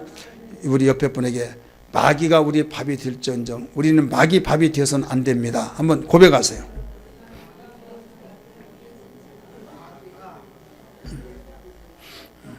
절대 우리 애광교회 이 자리에 참석하신 성서대학 일기생들은 마귀의 밥이 되지 않기를 바랍니다. 자, 동그라미 2번. 다윗은 밧세바와의 일을 은폐하기 위해 전쟁터에 있는 그녀의 남편 우리아를 예루살렘으로 불러들여 밧세바와 동침하도록 계획하나 실패한다. 자, 우리아가 경건하기 때문에 결국 실패하지 않아요? 실패하죠. 자, 얼마나 여러분 다윗이 그 영의 사람이 죄를 지니까요. 그걸 감추기 위해서 그 무서운 계획을 세우죠. 여러분 어떻게 보면 실패가 그 하나님을 찾으신 계기가 될 수 있는 거예요. 따라서 죄의 일은 실패되고 잔인하게 망가져야 된다. 그때 드러나면 회개할 수 있어요. 근데 숨겨주면 거기에 다행이다 넘기고 시간이 지속할수록 불은 더 커져나간다 이거죠. 교훈 봅니다. 죄를 가리는 것은 결국 더 큰 죄를 낳는다. 동그라미 3번. 다윗은 우리아를 죽게 만들고 밧세바를 궁 안으로 들인다. 교훈 같이 읽습니다. 금지된 불장난은 늘 여러 사람에게 화상을 입히기 마련이다. 불장난 여러분 화상 입힐 수 있다는 걸 알아야만 됩니다. D번이네요. 하나님께서는 다윗에게 나단을 보내어 죄를 직면하게 하여 다윗으로 하여금 죄를 고백하게 하시며 그를 용서하시나 다윗으로 하여금 죄의 대가를 치르게 하신다. 나단 선자를 통해서 죄를 책망받아야 안 받아요? 바로 직설적으로 죄에 대해서 가르쳐 주죠. 이때 회개를 합니다. 1번 동그라미. 하나님께서는 다윗에게 나단을 보내셔서 암양의 비유를 통해 다윗으로 하여금 자신의 죄를 직면하게 하고 죄를 고백하게 하신다. 교훈 1번. 어둠 속에 떨지 말고 자수하여 광명 찾자. 우리 한번 옆에 합시다. 같이. 자, 시작. 예, 어둠 속에 뭐요? 떨지 말고 자수하여 광명 찾자. 어디서 많이 들어본 말이죠. 제가 초등학교 다닐 때 많이 들어봤어요. 죄 가운데서 고통스러워하지 말고 자백하여 용서함 받자 이런 말이에요. 2번. 하나님께서는 죄를 고백하면 용서해 주시지만 죄로 인한 상처는 잘 지워지지 않는다. 자, 용서는 해주지만 상처는 있어요. 상처까지 없어진 것 아니에요. 제가 옥수수 쭉 타먹다가 넘어져가지고 눈 다친 거 많이 이야기했죠. 옛날에 우리나라 못 살 때 학교 다니면서 못 사는 사람들은 학교에서 깡냉이 죽을 끓여줬어요. 그러면 그 그릇을 가지고 다닙니다. 책보에다 싸가지고 뒤에다가 딱 메고 가면 부잣집들은 도시락 먹는데 가난한 사람은 줄 딱 서서 소사 그 급사라고도 한데 죽을 끓인데 가마솥에다가 팥죽 쏘듯이 막 해두고 나중에 땅땅땅 종치면 이제 밥 먹는 시간에 쫙 주습니다. 퍽퍽 퍼준데 거기에 빨리 가려고 하다가 돌멩이 앞불이 부딪혀가지고 넘어진데 하필이면 많고 많은 땅에 그 유린덱에 탁 부딪혀가 저희가 꽂혀버렸어요. 그래야 피가 철철철한데 지금까지 병원에 가서 꼬맵니까? 꼬맬 수도 없잖아요. 병원도 없었어요. 집에 가서 말했더니 아이고 우리 아들 하면서 그냥 썩은 이 집 있잖아요. 지붕 그걸 속에서 썩은 거 봐서 싹 피비든 적에 팍 집어넣어준대. 그래서 그 지혈제 그래가지고 쭉 벌어져가지고 거기에 그 흉터가 있는데요. 그래도 은혜 중에 다른 사람 몰라요. 나만 아는데 눈썹자리야. 그래가지고 얼굴을 볼 때마다 그 흉터 보면 그때 일이 생각나요. 그래서 종종 여러분에게 설교 시간에도 이야기를 하잖아요. 이게 뭐냐면 지금 아프지는 않아요. 아프지는 않지만 흉터는 남아있다 이거예요. 용서는 받아서 우리가 사자의 용서를 받아서 우리가 하나님께로부터 야이노마 하고 끝까지 추적한 건 아니지만은 내가 그 흉터가 남는다 이거죠. 그래서 이 죄라고 하는 것이요. 흔적은 항상 남아있다. 한경림 목사님 한국교회 대표자로서 존경받고 그러신 어르신이잖아요. 제가 그 말씀드려서 여러분 아신 바와 같이 템플상이라고 그 노벨상과 같은 기독교 노벨상이라고 말할 수 있는 4년마다 한 번씩 주는 상인데 그분이 상을 받았어요. 그분이 뭐라고 하면요. 강단에 딱 나와서 눈시울이 뜨거운 가 눈물 쭉 흘리면서 여러분 나는 이걸 받을 자격이 없습니다. 왜 그랬을까요? 신사참배에서 절하고 우상을 섬기는 그때 한국교회 지금 순복음교회가 있어서 빛이 바래지고 그랬지만은 당시에는 한국교회 상징으로서 제일 큰 교회였어요. 영락교회 담임 목사 개척해서 가장 큰 교회가 되는데 그가 그렇게 크게 목회하기까지 죄를 회개하고 그 하나님께 용서를 받고 복귀를 했겠어요? 안 했겠어요? 했겠죠. 그런데 하나님께서도 이제 용서해 주셨지만은 흔적이 남았다 이거예요. 자기의 흔적. 지울 수 없는 흔적이 있어서 그게 상을 받는 순간에 탁 느껴온 것이 그 흔적 때문에 그래서 그걸 그대로 재단에 내놓은 거예요. 베드로가 닭울음소를 통해서 주님의 말씀이 생각나서 철저히 회개해서 용서를 받지만은 그가 따라다니는 것이 여러분 고난절 그 주간을 통해서 항상 듣고 또 듣고 많이 듣게 될 거예요. 주님을 따랐고 수지자인 그 베드로가 주님을 저주하면서까지 3번이나 부인했다. 용서 이미 받았어요. 받아서 큰 성령의 역사 속에 3,000명, 5,000명씩 회개하고 주 앞에 돌아오는 훌륭하고 수지다운 수지다 했지만은 과거에 그런 흔적이 있기 때문에 씻을 수가 없더라 이거죠. 어떤 사람은 그렇습니다. 무슨 적이면 그냥 이걸 한번 딱 눈 감고 하고 회개해버려요. 회개하면 다 용서해 주셔. 그런 식으로 하는 사람도 있어요. 유혹받지 않아요. 유혹받아서는 안 됩니다. 중국에 선교를 하면서 좀 마음이 너무 아픈 것이 하나 있어요. 우리 학생 중에서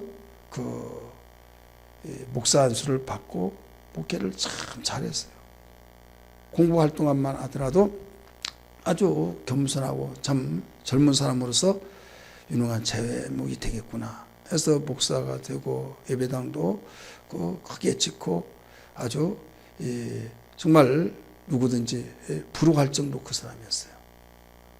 근데 일기스 졸업을 시켜서 그 보수교육을 시키고 이렇게 하는데 그러지 못하고 이제 다른 데서 또 교육시키느라고 못했는데 여기에 사단이 그 틈타서 무너졌어요. 어느 정도 무너지고 망가지느냐. 아주 뭐라고 하냐면 잡노에다가 미음뼈 치면서 말하면 그 사람 하면서 무슨 놈이요?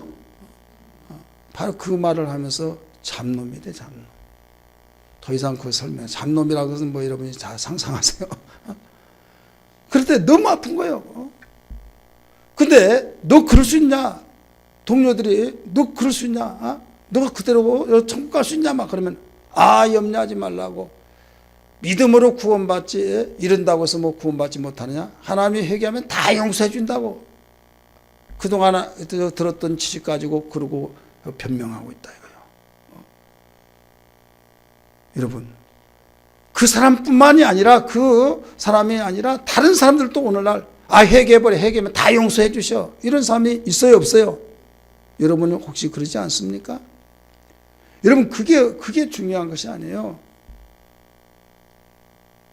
설상가상 회개하면 용서해 주신다고 했으니까 다 용서를 받아요. 받는다 이거예요. 주님이 베드로를 통해서 7번씩 7번이라도 회개하면 용서해 주라고 하면서 용서를 강조하신 주님이 왜 용서를 안 해줄까? 용서해 주십니다. 그러나 신뢰는 할 수 없는 거예요. 따라서 아무리 많은 죄를 지어도 회개하면 용서해 주신다. 믿습니까? 용서는 해주지만은 바로 하나님이 신뢰하지 못하겠다는 거예요. 용서를 해주지만은 어떤 일을 맡길 때 왜 저긴 안 맡기냐고 하면 신뢰 못하니까 못 맡긴 거예요. 그러면 용서를 받았지만은 그래 못 맡길만 하지. 얼마나 이롭고 고독할까요? 사람의 신뢰가 얼마나 중요한 줄 아십니까? 우리 인격체이기 때문에 신뢰를 하느냐 못하느냐에 따라서 그가 살 맛이요 죽을 맛이요 바뀌어진 거예요. 여러분, 인생살이에서도 신뢰가 이렇게 중요한데 전지전능하신 하나님과의 그 신뢰관계, 신앙 곧 믿음인데, 그래서 믿음이 없이는 하나님을 기쁘시게 할 수 없다고 했는데, 여러분, 믿음이 없이 어떻게 하나님의 사랑을 받고 하나님 마음을 감동시킬 수 있겠습니까? 우리가 정말 하나님이 나를 신뢰하시고 나를 밀어주시고 이끌어주시고 후원하시고 돌보시려면 우리는 죄를, 물론 내가 짓고 회개하며 용서를 받지만 거기에 초점 두지 마시고 죄를 이기어서 하나님 앞에 내가 말씀 때문에 이겼노라고, 하나님이 기뻐하시니까 내가 이를 악물고 이겼노라고 하면서 하나님이 볼 때 대단하고 대견스럽다, 하나님이 감동받으시는 신앙이 되어야 될 줄 믿습니다. 할렐루야. 여러분, 그래서 이 다윗을 우리가 비추면서 여기에 점점점 어려워졌던 그 모든 일들이 여기에 죄 때문에 그랬다는 사실을 잘 알 수 있듯이, 다윗은 1년 동안 어둠 생활 속에서 생활했어요. 1년 동안. 몇 년이요?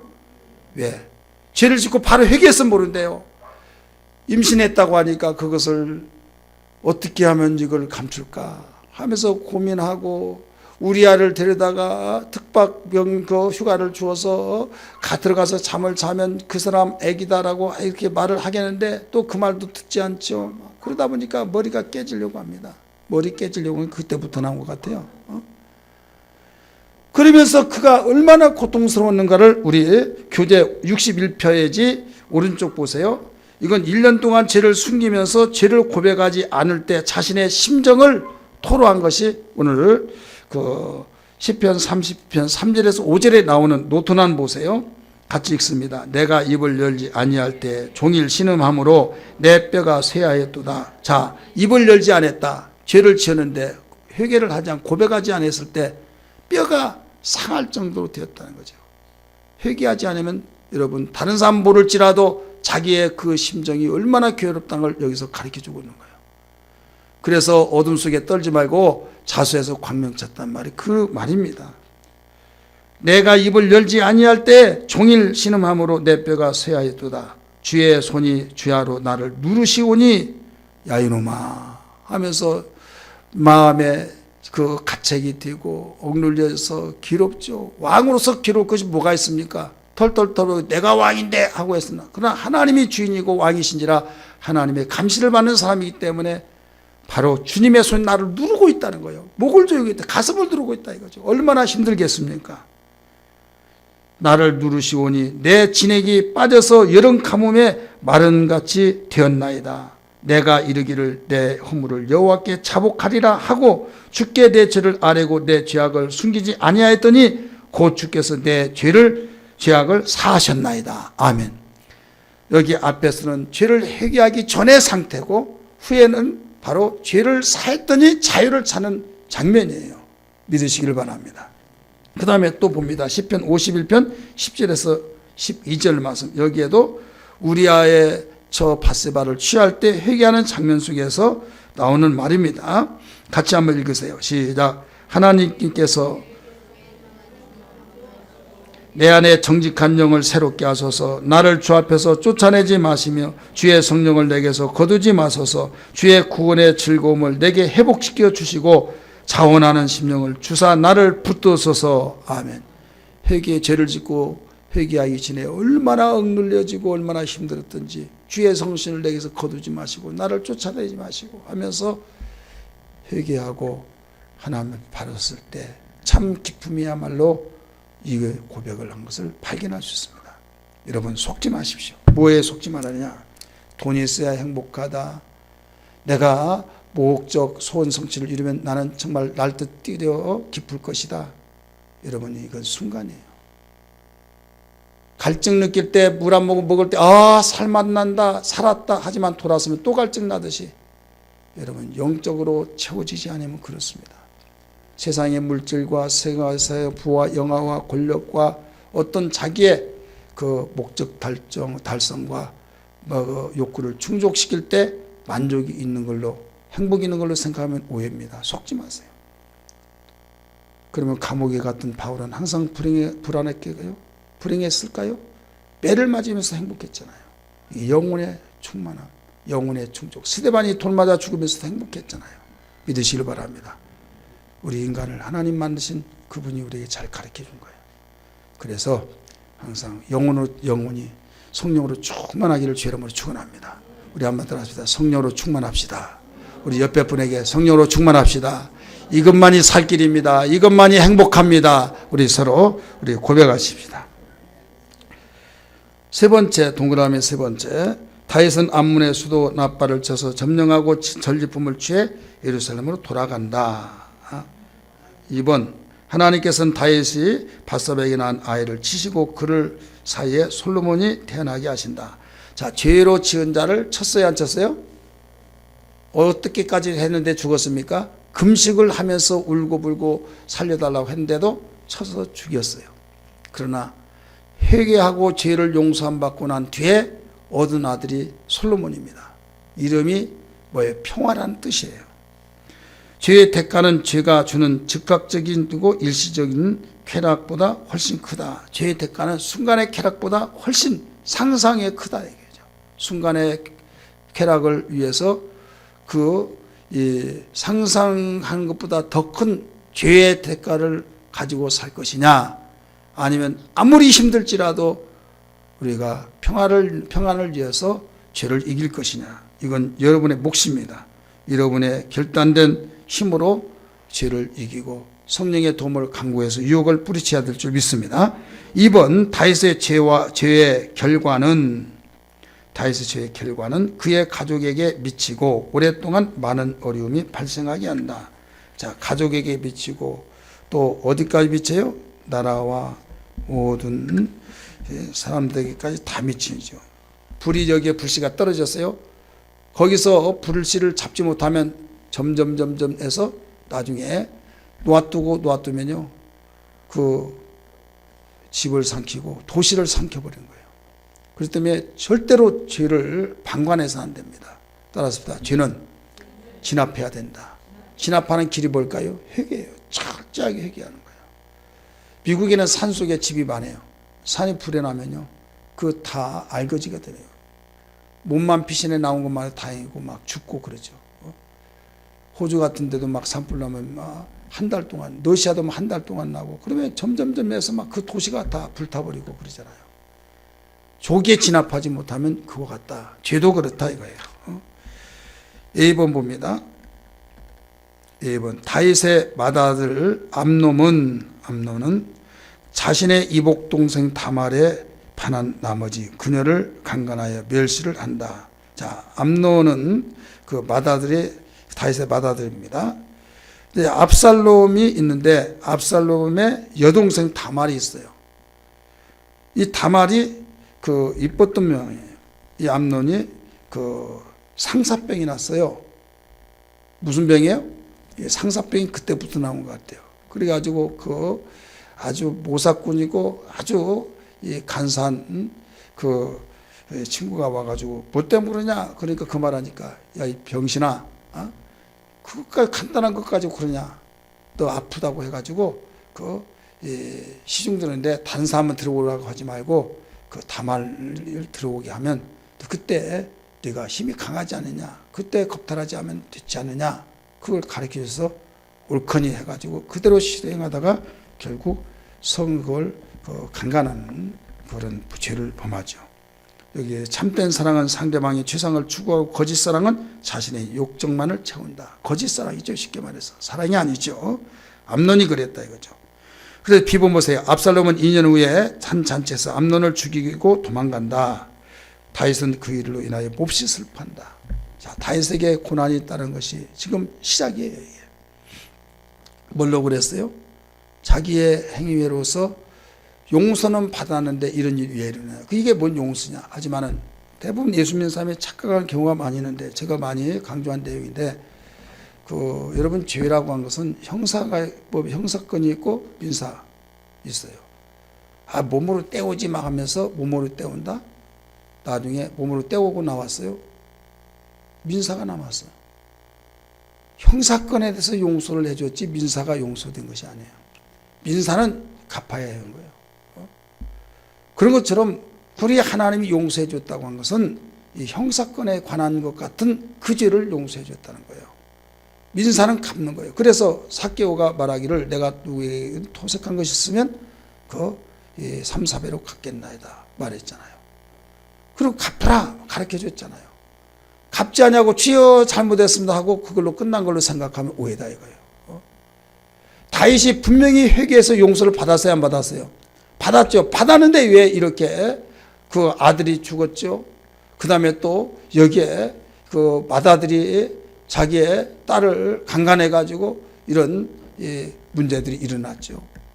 거기에 복수한다고 압살롬은 자기의 동생들을 다 오라고 그래가지고 막 왕자들 죽이고 가정이 풍지박살되고 난리법석이 되어버렸습니다. 그렇게 평화스럽고 승승장구했던 다윗이 졸지에 막 무너지기 시작하는데 이건 걷잡을 수 없는 상황이 일어난다 이거죠. 뭐 때문에 그랬을까요? 그가 죄를 지음으로 말미암아 그렇게 된 거예요. 오늘날 예수 믿는 사람이 너무 죄에 대해서 하찮게 가볍게 여긴 경우가 많이 있어요. 어떤 사람은 목사님 나 죄 졌어요 하는 사람이 있어요. 죄 지면서 웃는 사람이 어디 있어요? 죄 지면서 웃으면서 죄를 지면서 여러분 성경 보면 예수님이 복 있는 자 가운데서 무슨 말을 가르쳐 주냐면 애통한 자는 복이 있나니 저희가 위로를 받을 것이요 기억하시면 아멘 하시기 바랍니다. 이 애통하는 자는 복이 있다고 한 것은 뭐냐면 죄를 보고 우는 자는 복이 있나니 누가복음에서는 우는 자가 복이 있나니 이렇게 나와요. 죄를 보고 울어야 하는데 죄를 보고 웃고 있다 이거요. 죄를 보고 웃는 자는 절대 회개가 아닙니다. 믿으시기를 바랍니다. 죄를 보고 울어야 해요. 울 때 정말로 여기저기서 볼 때 눈물이 흘린다고 얼마나 창피합니까? 그것도 죄를 보고 운다는 것은 자기를 노출시킨 거예요. 드러내는 거예요. 은밀하게 죄를 짓고 은밀하게 드러내지 않으면 여러분 이건 바로 누룩이 남아있는 거예요. 그래서 정말 자기의 자존심을 다 내려놓고 털어놓을 수 있는 그 신앙, 이게 온전한 회개의 자세죠. 보습니다. 10번 다윗의 조카이며 최고 사령관 요압은 다윗의 압살롬을 향한 마음을 알고 압살롬을 설득하여 예루살렘으로 돌아오게 한다. 교훈 같이 읽습니다. 깊은 상처는 쉽게 치유되지 않으며 깨진 관계는 금방 회복하지 되지 않는다. 압살롬이 자기의 형제들을 죽이고 난 뒤에 도망가죠. 다윗이 이제 다윗의 얼굴을 보지 못합니다. 이때 디본 예루살렘에 온 압살롬은 2년간 다윗을 보지 못하고 요압을 통해 다윗과의 관계를 회복한다. 중개 역할을 압살롬이 잘 해서 이제 회복을 이제 하게 됩니다. 자, 세 번째 봅니다. 다윗은 셋째 아들인 압살롬의 모반으로 위기에 몰려 수치와 고난을 당하나 압살롬이 살해당하고 다시 국가를 회복한다. 자, 모반 쓰세요.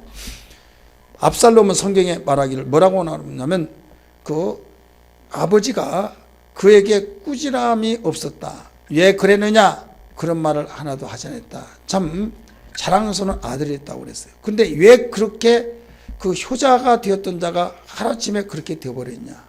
그것도 이상하죠. 여러분, 나는 알다가도 모르겠어요. 우리 애들들 5명 있지만 내가 가장 염려스럽고 정말로 언제 터지지. 그런데 그 아들은 괜찮은데 믿을만하고 정말 이해해야 되는 천지가 변한다 할지라도 내 아들은 그렇지 않아요. 그 아들은 그렇지 않아요. 그 아들이 이러고 있다. 그런 경우들이 많이 있죠. 신기하죠. 이상하죠. 오늘 우리는 여기서 알아야 할 것이 다른 것이 아니에요. 정말 우리의 신앙 가운데서 지금 압살롬 같이 다윗이 너는 왜 그러느냐? 그런 나무랄 것이 없다는 거예요. 그렇게 착한 사람이 어떻게 죽이고, 명분이 있죠. 자기 동생을 그렇게 강간해서 그랬다. 명분이 있죠. 그 다음에 이 아버지를 모반해 가지고 아버지를 죽이겠다고 하고 자기가 왕자리 차리하려고 하는 그런 자가 되어버렸다 이거예요. 왜 그러느냐? 자기 형제 죽였다고 내 여인음 너 내 눈 이제 볼 수 없어 그랬다고 해서 그 앙심 품고 그랬다. 그런 문제는 말이 되겠지만은 이것은 여러분 우리 가시적으로 보여질 뿐이에요. 솔로몬이 그 정치를 잘못해서 그 나라가 나눠졌다. 여러분 그 사건은 가시적인 거예요. 그러나 근본적인 것은 우상 숭배 때문에 그랬다는 걸 믿으시길 바랍니다. 세상의 사람은 가시적인 것만 조명합니다. 그러나 성경은 근본적인 것까지 같이 우리에게 가르쳐주고 있습니다. 근본적인 것은 누구 때문에 그랬어요? 다윗이 죄를 짓고 난 뒤에 그 일로 인하여서 그런 거예요. 다윗은 도망갑니다. 왕궁을 그대로 놓고 버리고 갑니다. 첩을 10명을 두고 갑니다. 왜 그랬을까요? 왜 그랬냐 이거예요.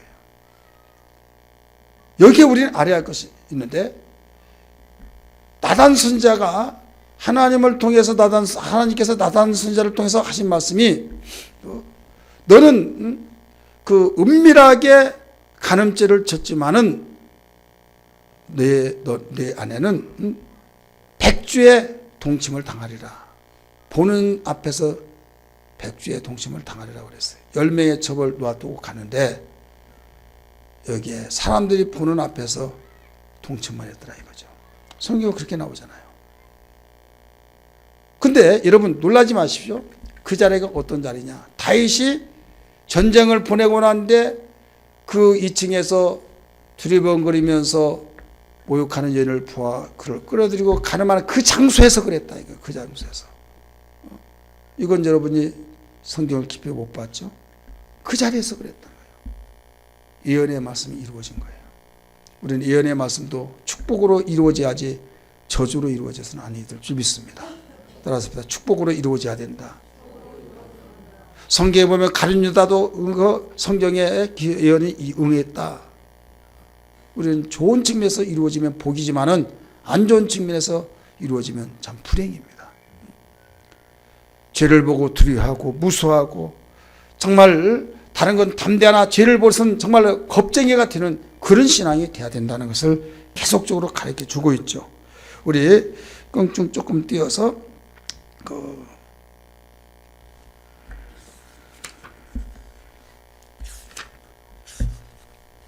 날고 뛰더라도 안 되겠네요. 다음에 하면 어디입니까? 하면 쉽게 3번부터 하자고 이렇게 하세요. 모방까지. 오늘 결론을 우리 내리고 우리 기도하는 자세를 가집시다. 네. 죄는 무서운 거다. 따라합시다. 죄는 무서운 거다. 10년도로 갚으신 거예요. 이세의 아들 다윗을 보니 내 마음에 합한 자라. 정말 얼마나 사랑했으면 그럴까요? 그래 웬만하면 사랑이 덮어질 걸로 생각하죠. 하나님은 공의로우신 분이에요. 아무리 내 마음에 합한 자라 할지라도 죄를 짓는 이상은 더 이상 용납할 수가 없다. 이걸 알 수가 있어요. 그래서 이 시간에 여러분 기도할 때 이렇게 한번 하세요. 하나님 내 평생에 죄를 이기는 자가 되게 달라고. 성령이여 내 마음속에 충만케 임재하여 주셔서 죄를 이기게 하시고 죄를 두려워하는 신앙이 되고 말씀에는 담대한 삶이 되게 하여 주옵소서. 이런 신앙이 되어야 될 줄 믿습니다. 할렐루야. 우리 두 손들